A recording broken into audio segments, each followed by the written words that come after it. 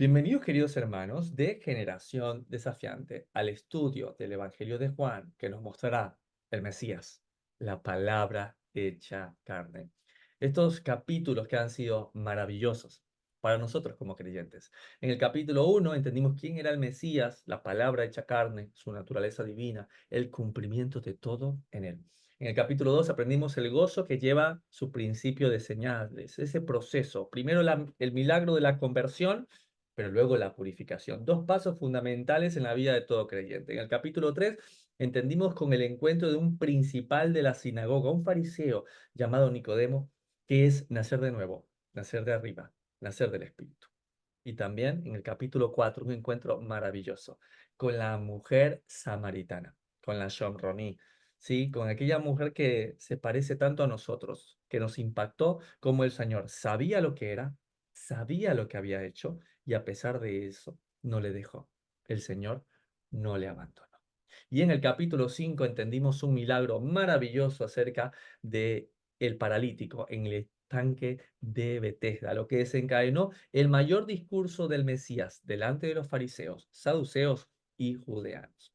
Así que sin más, acompáñenme el día de la fecha a estudiar Juan capítulo 6, versos del 1 al 15, que nos mostrarán la multiplicación de los panes y los peces, un milagro inadvertido. Dice así el Evangelio, Juan capítulo 6 y verso 1. Después de esto, de lo que estamos hablando, los sucesos, Jesús se fue al otro lado del mar de Galilea, el de Tiberias, ¿sí? Estos hechos que va a empezar a relatar ahora Juan, ¿sí? Los va a hacer en la región del norte, en Galilea, ¿sí? Juan registra principalmente todas las cosas que pasan más en Judea, ¿sí? Pero este es uno de esos aspectos en los cuales se parece mucho a los otros relatores y les voy a mostrar ello y nos muestran otros puntos de vista de lo que pasa en Galilea. Verso 2. Y le seguía, dice, una gran multitud, porque veían las señales que hacían los enfermos. ¿Sí? Quiere decir que esta multitud viene de ver lo que pasó en Judea, ¿sí? Con el paralítico de Betesda. Pero vamos a ver que se suma a una multitud más. Verso 3. Entonces subió Jesús a un monte y se sentó allí con sus discípulos. Yo creo que eso nos va a ayudar mucho a saber, ¿no? ¿De qué monte está hablando? Porque estaba cerca la Pascua, la fiesta de los judíos, y entendimos que este término es los fiestas de los que hacen en Judea. Tiene que ver más con un lugar geográfico y no etnológico, no de una etnia, porque bueno, todos estos son judíos. Entonces tiene que ver con la fiesta de los judíos, ¿sí? Porque es en Judea. ¿Por qué? Porque estamos hablando de la Pascua. Pero para entender mejor, les quise traer este mapa. Vean, este es el mapa. Yo ahí señalé la parte de el Golán, ¿sí? El Golán o los saltos del Golán es este monte enfrente del mar de Galilea, que de hecho ya lo hemos hablado, pero se los vuelvo a explicar. La palabra allí para este mar en hebreo es Kineret, y esta palabra Kineret tiene que ver porque viene la palabra Kinot, que es una arpa, una lira, y vean ustedes la forma muy parecida que tiene el mar de Galilea, el Yam HaGalil, mar de Galilea, también se le conoce como el mar de Tiberíades, a pesar de que más que un mar es un lago. Pero bueno, en hebreo pasa que la palabra Yam puede ser desde laboratorios de pies de, no sé, de Salomón hasta un mar o puede ser un lago. Entonces, cuando se traduce queda así, pero más correctamente sería el lago de Galilea, ¿sí? Y este tiene forma justamente de esta arpa, de esta lira, y es por eso que se le llama así, de Kineret. ¿Está bien? Ahora, ¿por qué digo que se suma una multitud cuando hacen el comentario que es la fiesta de la Pascua? Porque está escrito justamente que esta era una fiesta de todo Israel, no solamente de los judíos. Por eso creo que a veces cuando el traductor hace la aclaración del Tom Judaion, tenemos que entenderlo más como el lugar más que una etnia. ¿Por qué? Porque esta no son las fiestas de los judíos, hermano Lincoln, pero ahí dice la fiesta de los judíos. Sí, pero no es así. Levíticos capítulo 23.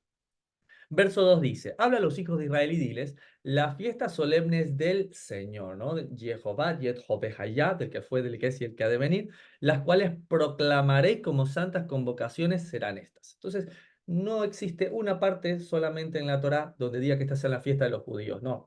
Son las fiestas del Señor. Lo que pasa es que, bueno, se van a realizar en Judea porque Dios lo determinó así en su momento. ¿Está bien? Entonces, sí es importante que sepamos esto. Y dos, que esta multitud no es una multitud cualquiera de Galilea, de gentiles, como a veces se nos ha hecho parecer. Claro que no. Estos son personas que observan este mandamiento, ya que está cerca la fiesta de la Pascua, y ellos pues se acercan, ¿sí? Y en el camino a llegar a Judea, pues se encuentran con justamente el mar de Galilea, se encuentra con este lugar donde existe un hombre que les está hablando como si fuese el mismo Moisés, que cuando salió en el desierto, pues les habla del pan de vida, ¿sí? Y de hecho esto es un mandamiento para israelitas, no para judíos solamente. Deuteronomio 16, 16 al 17 dice, hay tres fiestas anuales en las que no debe faltar ningún varón mayor de 12 años. La fiesta de la Pascua, la fiesta de la cosecha, estamos hablando de Shavuot, de Pentecostés, y la fiesta de las enramadas, Sukkot. Estas fiestas deberán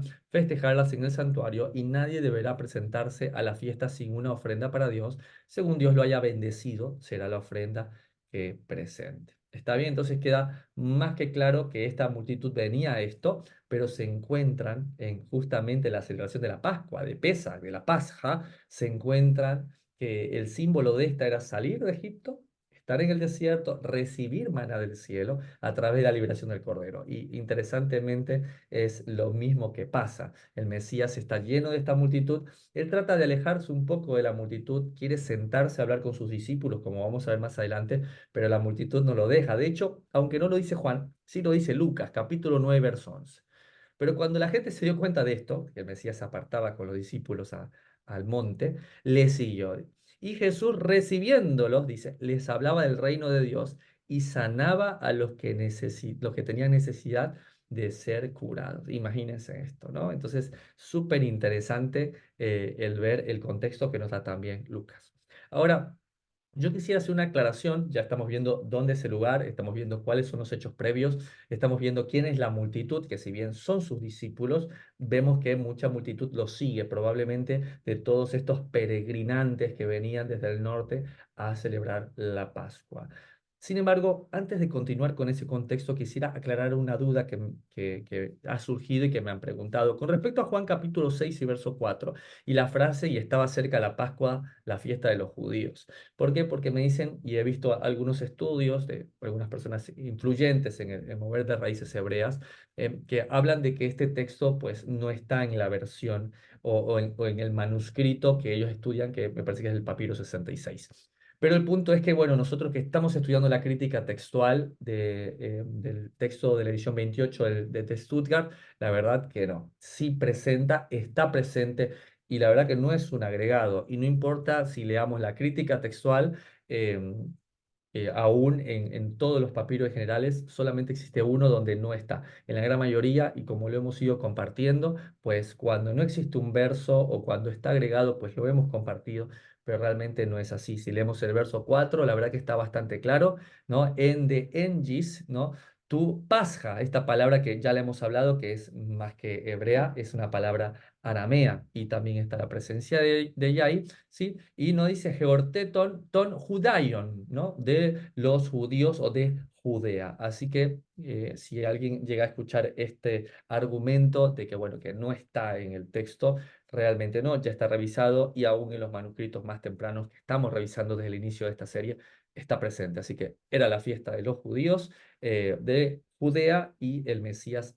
Hay relación con esto. Y vamos a ver cómo no solamente es el manuscrito que lo dice, sino que hay un detalle en la multiplicación de los panes que nos dicen que era Pascua y no era otra festividad. Habiendo dicho eso, sigamos leyendo. Dice en el verso 5, cuando alzó Jesús los ojos y vio que había venido a él gran multitud, entendemos, multitud que venía a Pesaj, dijo a Felipe, y este es un detalle importante, miren a quién le habla.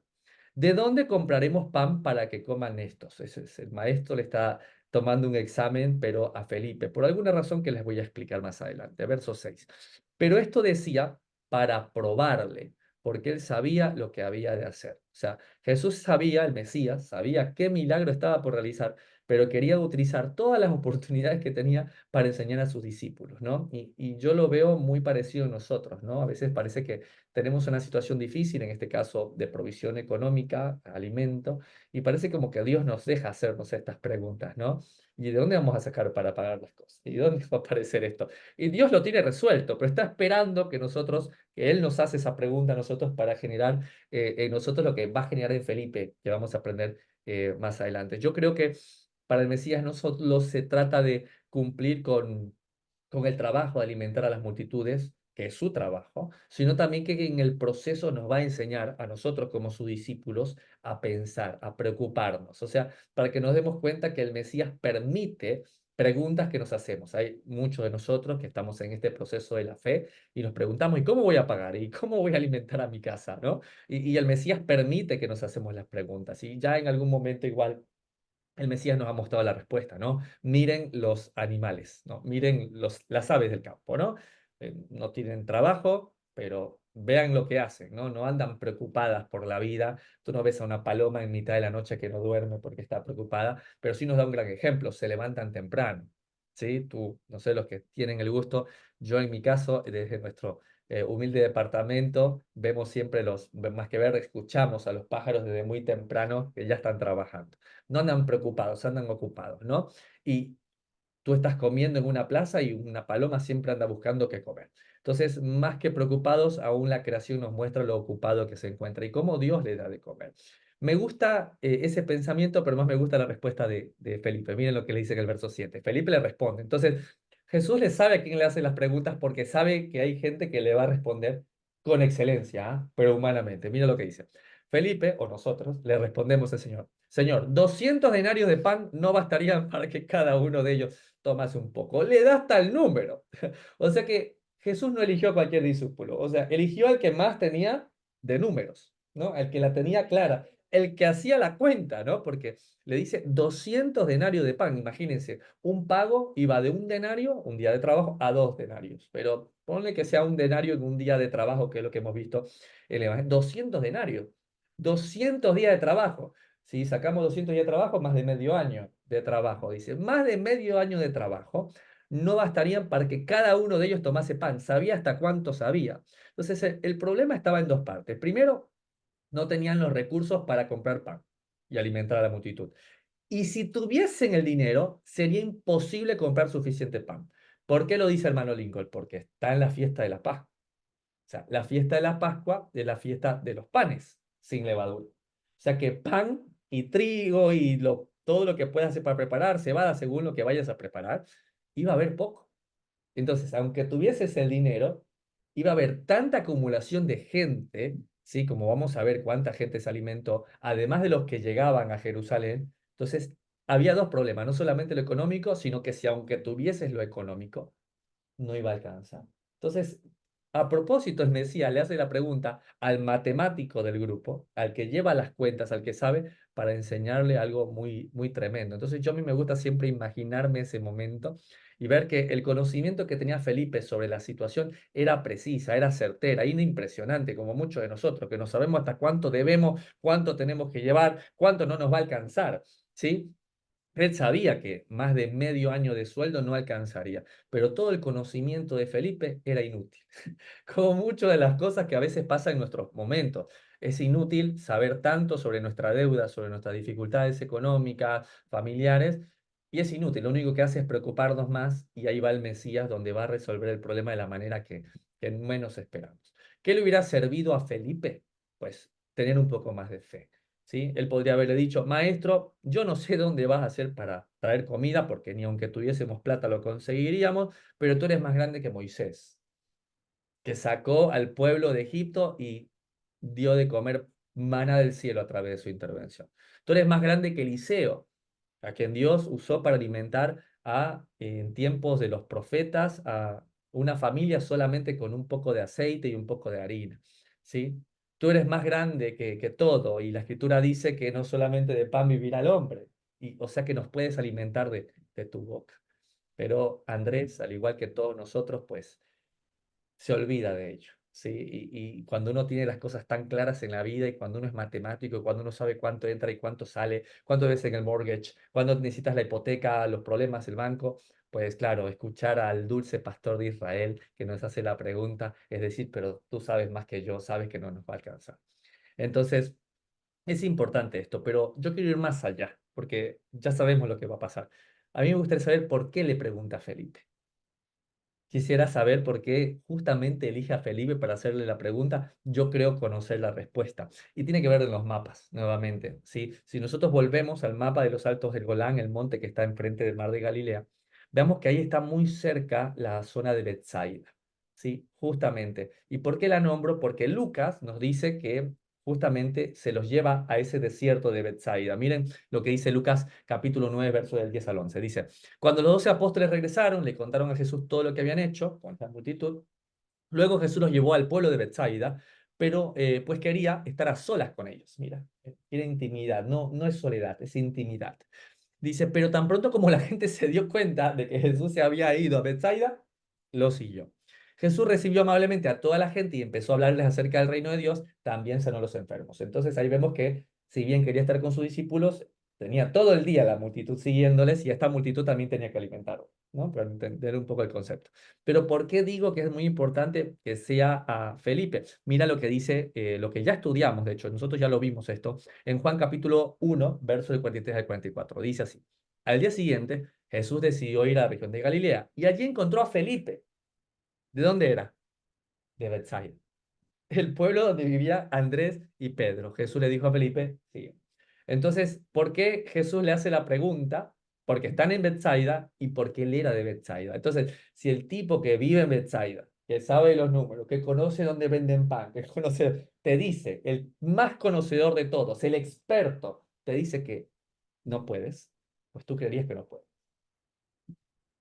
Jesús le hizo la pregunta a quien podía darle las respuestas, pero no las podía.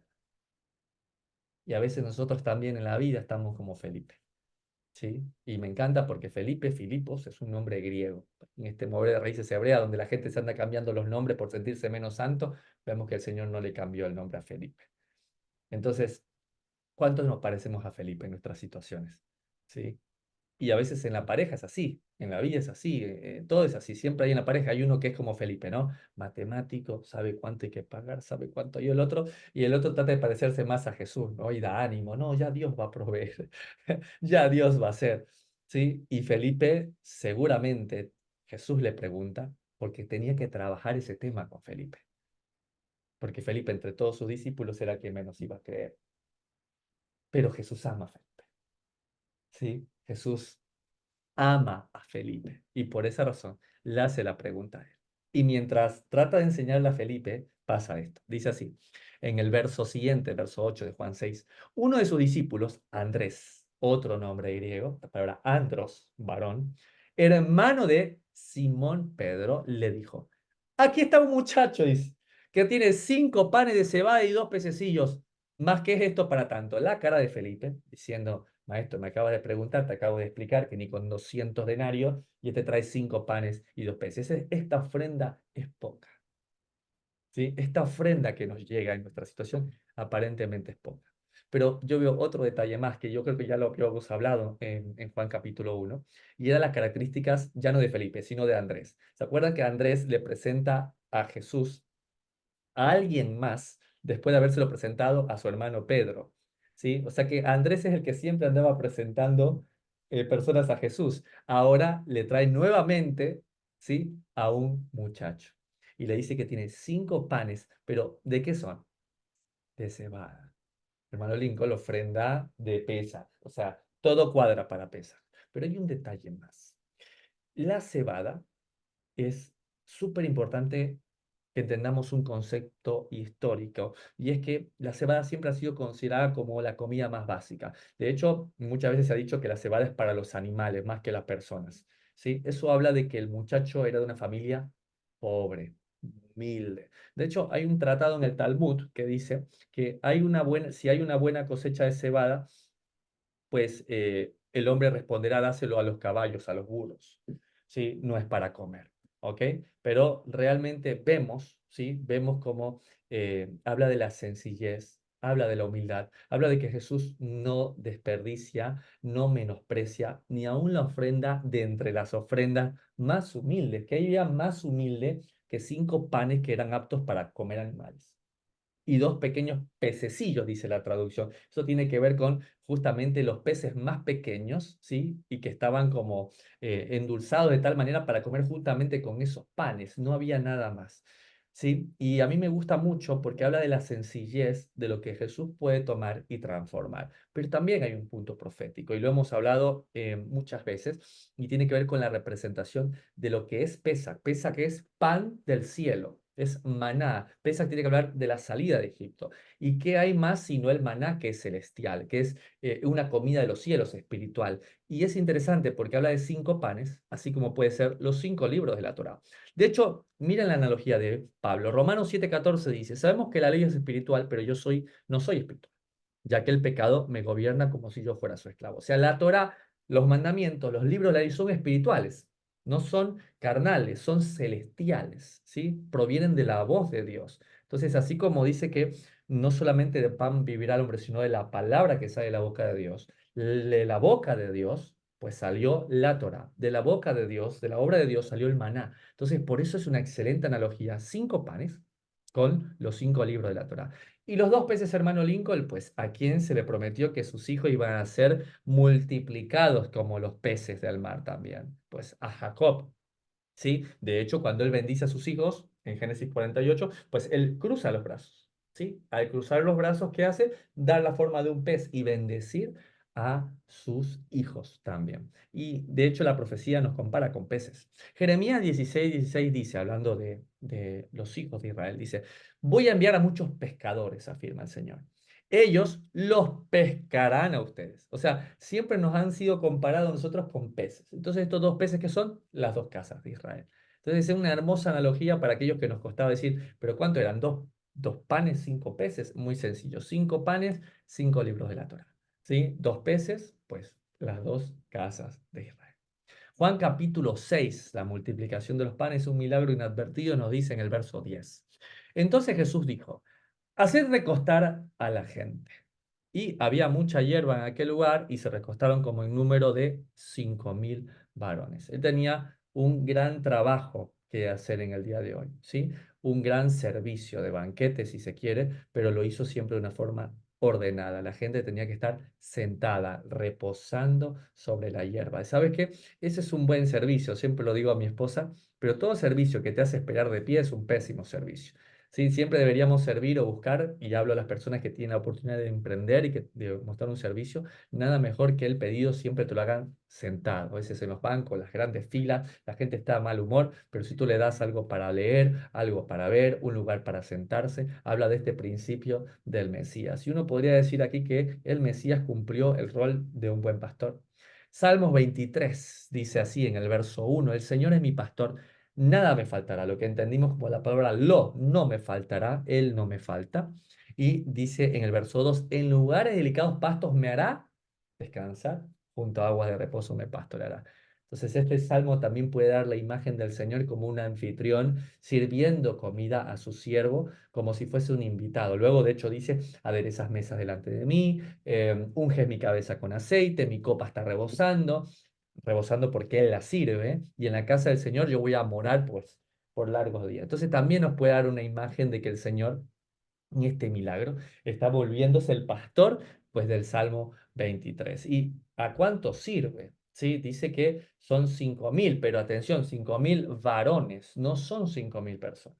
Entonces, vean ustedes cómo era una costumbre contar cabezas de familia. De hecho, en Éxodo 12:37 pasa lo mismo cuando salen de Egipto. Dice, los israelitas se trasladaron de Ramsés a Sucot unos 600.000 a pie, además de sus dependientes.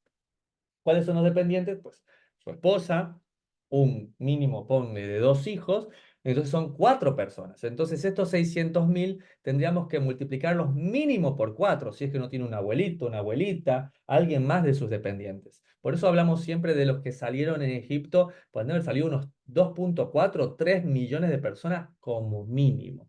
De hecho, vean esta otra traducción, Éxodo 12:37, pero la NTV dice, esa noche el pueblo de Israel salió de Ramsés y partió hacia Sucot. Había unos 600.000 hombres, además de todas las mujeres y niños. O sea que ese número 4 es por sus dependientes, esposa e hijos. Eso era lo que se contaban como tal. ¿Está bien? ¿Se entiende más o menos? Entonces, si cada varón debe ser multiplicado por 4 y eran 5.000, 5 por 4, 20. Mínimo eran 20.000 personas al cual el Señor le dio de comer. Si nos ponemos a pensar, es un montón. O sea, acá hay el estadio de la ciudad, tiene 18.000 y había 20.000. O sea que en el estadio de nuestra ciudad, por ejemplo, no entraría la multitud que le dio de comer el Mesías. Entonces, eso es muy importante. Pero ¿por qué aclaro este punto del número? Porque he escuchado, he leído, de hecho, comentarios en contra de la multiplicación, de que como que el evangelista exageró en el número, no fue exacto con el número, o como que el evangelio no es exacto en sus referencias. Y es por eso que el día de hoy quiero invitarlos a contestar esa pregunta de una forma breve. ¿Es una exageración el número de personas alimentadas en la multiplicación de los panes y los peces? O al menos esa es una de las aseveraciones en ciertos tipos de corrientes teológicas. Vamos a contestarlo. ¿Exageran los evangelios? Hoy en día, corrientes que refutan el número de personas alimentadas en el milagro de la multiplicación de panes y peces que relatan los evangelios como en Juan 6, afirmando que la población de Jerusalén era de 20.000 habitantes. Fue el profesor Hillel Geba quien estimó 20.000 en el año 70 después de Cristo. Esto está en su artículo La población de Jerusalén en la antigüedad, una visión minimalista de Tel Aviv. ¿Ok? Pero vamos a contestar. ¿Exageran los evangelios? Juan 6:10 dice, entonces Jesús dijo, haced recostar a la gente, y se recostaron como un número de 5.000 varones. Y tal como lo muestra la Biblia, esta forma de contar era por cabeza de familia, sin sus dependencias, como esposo e hijos. Por lo que este número debe ser multiplicado por 4, como lo hemos visto en Éxodo 12:37, donde dice que salen 600.000 varones, pero serían 2.4 a 3 millones de personas. Lo que nos da un aproximado sería de 5.000 por 4, 20.000 personas en la multiplicación. ¿Exageran los evangelios entonces? Permítanme darles una muestra de los tipos de números que encontrarán para el siglo I después de Cristo, tanto de fuentes antiguas como de estimaciones modernas. Este, por ejemplo, lo saqué de Biblical Archaeology Review, donde dice que son 80.000 los que vivían en Jerusalén en ese tiempo. Estimación de la población del antiguo Jerusalén, en este artículo de Mager Broschi, conocido como Bar, de junio del 78. También el historiador romano Tácito estimó que la población de Jerusalén, atención, en el momento de la guerra judía era de 600.000 personas. De hecho, Dion Casio nos dice que en la revuelta judeo-romana primera, pues terminan muriendo como 600.000 judíos, ¿sí? Probablemente no solamente de Jerusalén, sino también de los alrededores. Pero lo que nos hace entender que decir que había 20.000 personas en Jerusalén es un número bastante pobre. Entonces, ¿se exageran los evangelios? Veamos el historiador judío Flavio Josefo, que lo sabría porque había vivido allí durante los años 60 después del Mesías.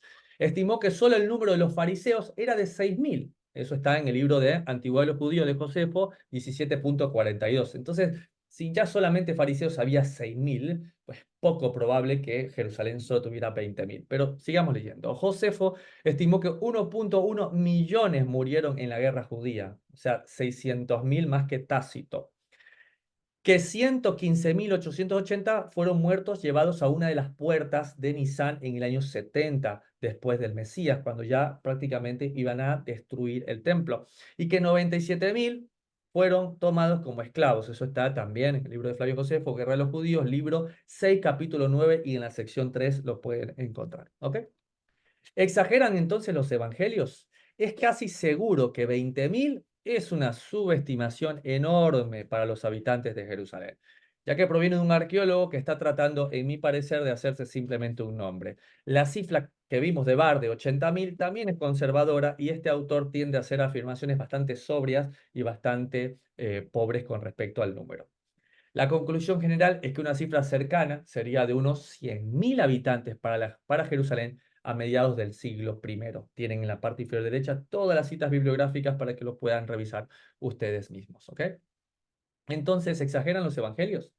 En cuanto a Jerusalén, nuestra única fuente confiable son los escritos del Nuevo Testamento. Lucas, por ejemplo, uno de los evangelistas, informó que 3.000 fueron bautizados en Pentecostés y el número de discípulos había aumentado a 5.000 poco tiempo después, posiblemente en unos meses, probablemente en menos de de 2 años, como dice Hechos capítulo 4 y verso 4. Entonces se extrajeran los evangelios. Lucas, al igual que los otros evangelistas, son de una forma historiadores de una precisión fantástica. Registran decenas de lugares, decenas de nombres, títulos de líderes políticos y en ningún caso se ha demostrado que sean inexactos. De hecho, la mención de un hombre como Sergio Paulo en Creta en Hechos capítulo 13 ya está confirmado por inscripción arqueológica. Su mención de Galión, por ejemplo, en Corinto, en Hechos 18, también ha sido confirmado por una inscripción arqueológica. El título de Politarcas, un título sumamente oscuro que se le daba a los gobernadores de Tesalónica, en Hechos 17, también ha sido confirmado por una inscripción arqueológica.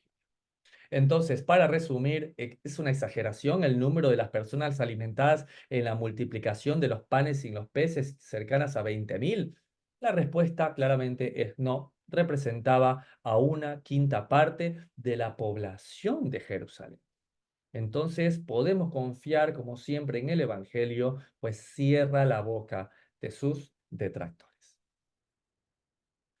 Continuamos con Juan capítulo 6 y verso 11 que dice, y tomó Jesús aquellos panes, 5 de cebada, y habiendo dado gracias, los repartió entre los discípulos y los discípulos entre los que estaban recostados, asimismo de los peces, cuanto querían. Él solo tenía unos pocos panes y unos cuantos peces, pero estaba decidido a dar gracias a su Padre por lo que tenía.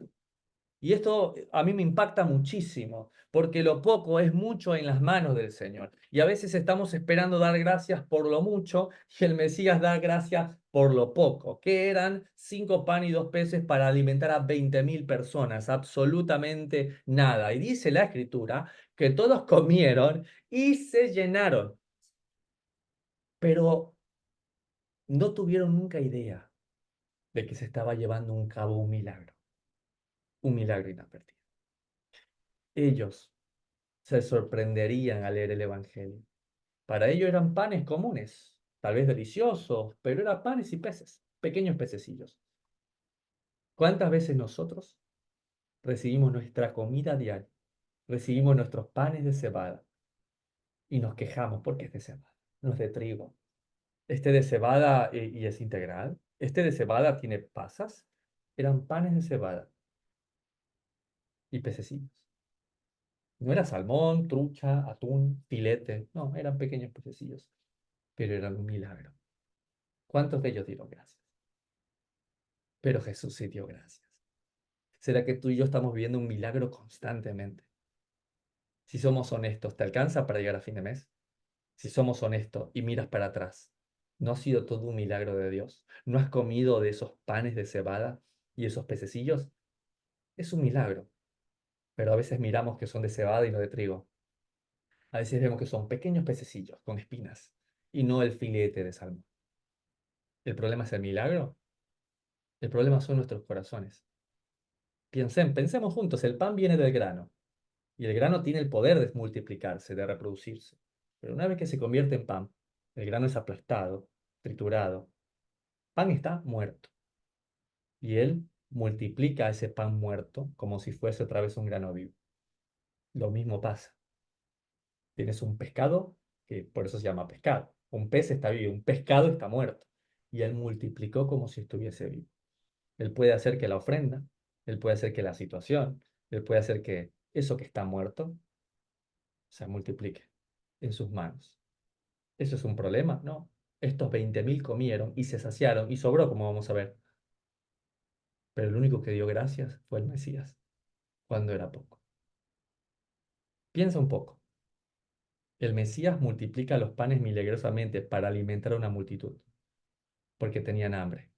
Y cuando él tuvo hambre, no convirtió.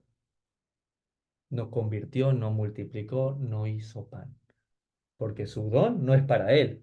Su don es para compartir con los demás. No lo hizo para sí mismo, pero lo hizo para alimentar a los otros. Y les dio a todos. Y dice que comieron cuanto querían. No es que le dio porción, no le dio medida, porque Dios no da las cosas, ¿se acuerdan? Lo aprendimos, no da espíritu en medida. Él es abundante. ¿Y te imaginas el niño?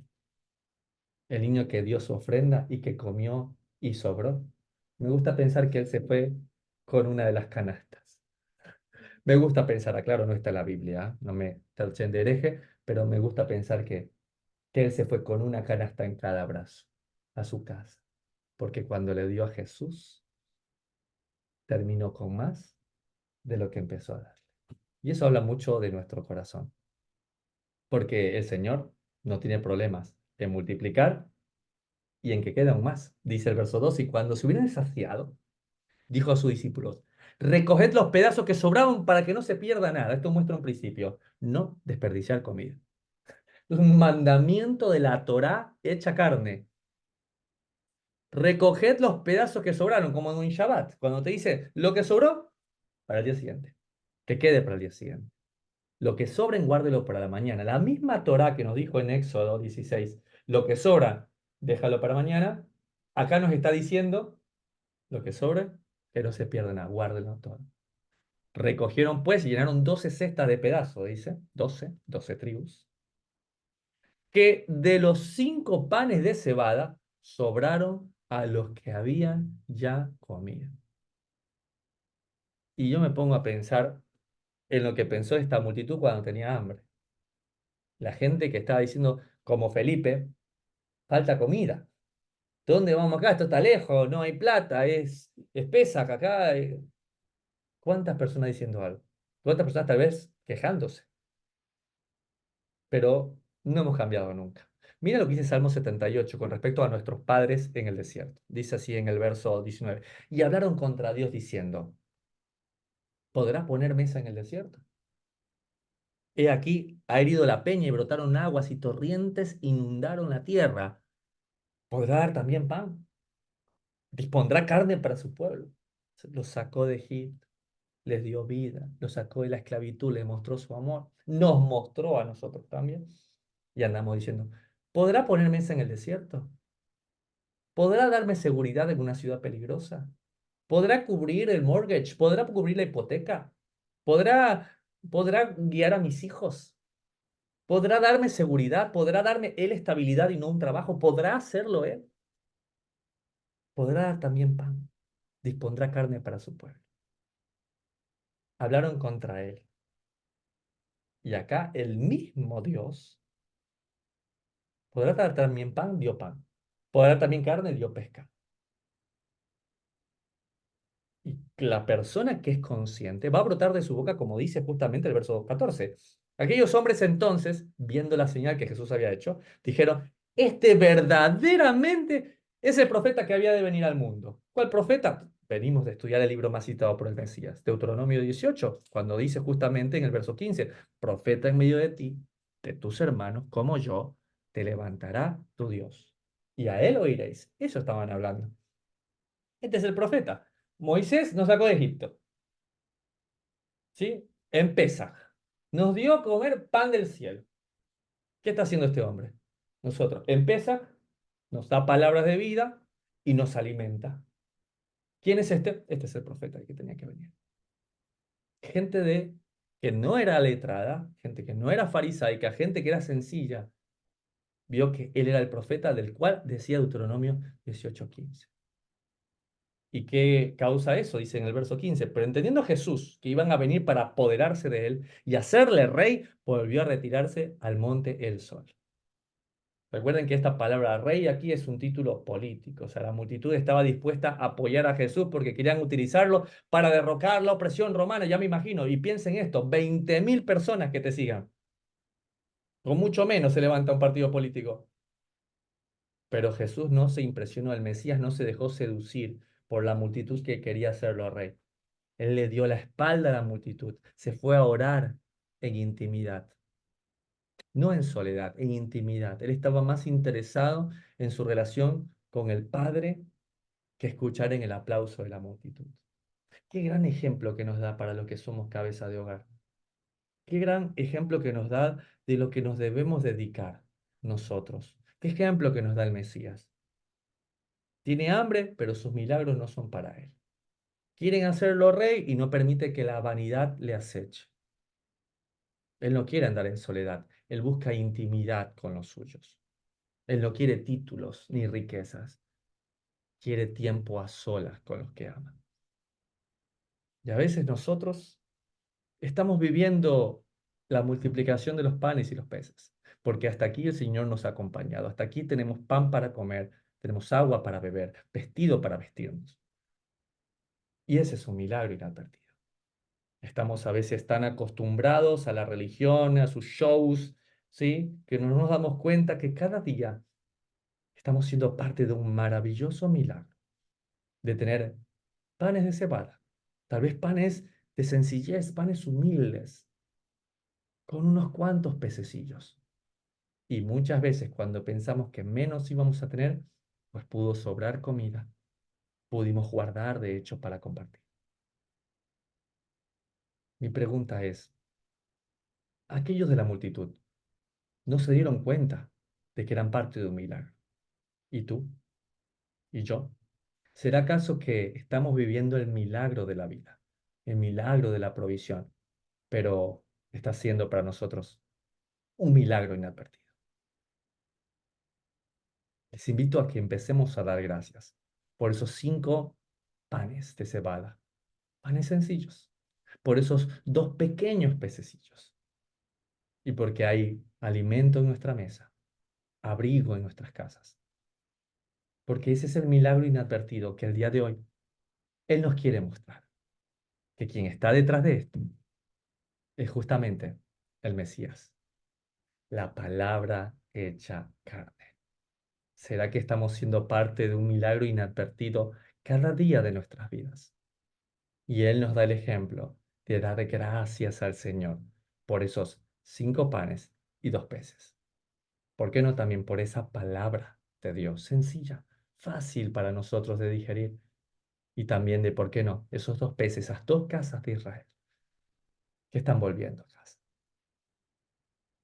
Hasta acá llega la grabación del día de la fecha.